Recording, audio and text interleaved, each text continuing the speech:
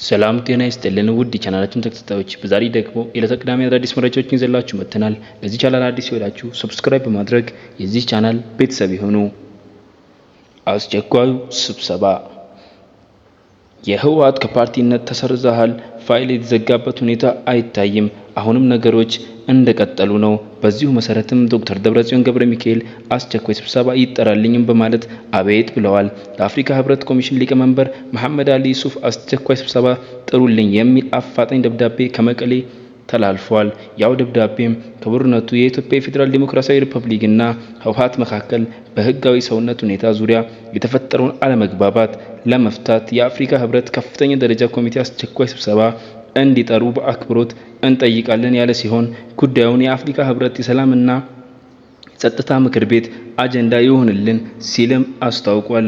የአፍሪካ ህብረትም የፕሪቶሪያ ስምምነት አደራዳሪ በመሆኑ ዶክተር ደብረጽዮን ይህንኑ አስቸኳይ ስብሰባ ይደረግልን ጥያቄ ያቅርቡ። የጥያቄው በእርግጥም ህብረቱ በተባለው መሰረት ይህንኑ አስቸኳይ ስብሰባ ይጠራሉ ወይም የሚለው ነው። በኩል ያሉ አካሄድ ሁለት ነገሮችን ለይቶ ማስቀመጥ ነው። አንደኛው የኢትዮጵያ መንግስትና የኢትዮጵያ ብሔራዊ ምርጫ ቦርድ ለይቶ ማስቀመጥ ነው። በኢትዮጵያ ህግ መሰረት በፓርቲዎች ምስረታ አጠቃላይ ሂደታቸውና የመንግስትም ፍጻሜያቸው ሙሉ ኃላፊነት ያለው ብሔራዊ ምርጫ ቦርድ ነው። በሀገሪቱ የህግ የበላይነት አለ ተብሎ እስከ ታመነ ድረስ ይህ የቦርዱ ስልጣንና ኃላፊነት ህወሓትም ሆነ በብልጽግና ብሎም በሌሎች ፓርቲዎች ተፈጻሚነት ሊሆን የሚችል ነው።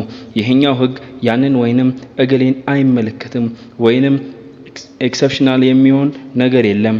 ህወሓት ደግሞ የለም የኔ ጉዳይ የተለየ ነው፣ ጉዳዩ በምርጫ ቦርድ እንዲታይ የሚያደርገው አንድ ወሳኝ ምክንያት እንዳለው ይጠየቅልኝ እያለ ይገኛል። ይህንኑ ከኢትዮጵያ መንግስት ጋር ፈርም ያለው የሚለው የፕሪቶሪያ ስምምነት ነው።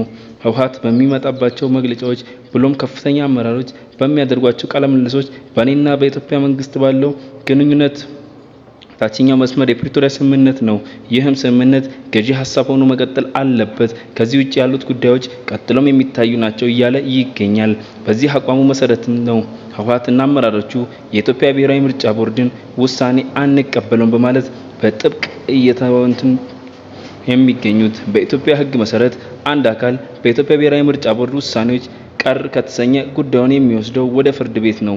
በዚህ መሰረት ህወሓትም ቅር የተሰኘበትን ጉዳይ ወደ ፍርድ ቤት መውሰድ አንዱ አማራጭ ነው።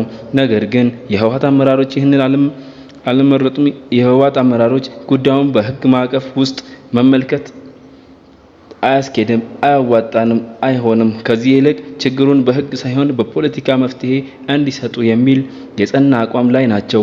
የፕሪቶሪያ ስምምነት በዓለም ፊት የተደረገ ዓለም አቀፍ ስምምነት ነው የሚሉት የህወሓት አመራሮች በዚህ መሰረት ጉዳዩን ውስጥ የህግ ማዕቀፍ እንዲታይ ከማድረግ ይልቅ ዶክተር ደብረጽዮን ገብረ ሚካኤል ለአፍሪካ ህብረት ደብዳቤ መጻፍ መርጠዋል።